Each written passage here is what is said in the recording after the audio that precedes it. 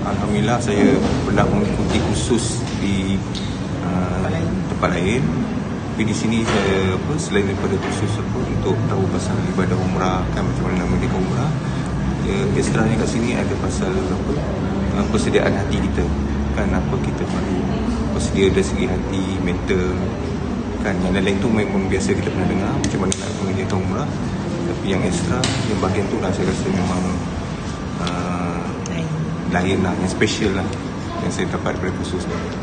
Dia punya pengisian, walaupun kita pergi belajar khusus umrah, tapi pengisian yang ni lain. Ada juga tersentuh hati juga lah kita tengok daripada video-video Ustaz.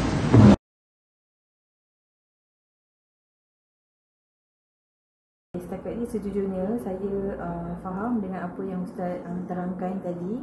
Saya rasa betul-betul yakin dan saya sangat jelas apa yang Ustaz terangkan tadi berbeza dengan apa yang saya dengar sebelum ni lah. Dalam banyak-banyak perkongsian tu, perkongsian mana yang Puan rasa sangat-sangat bermanfaat, yang lain pada lain?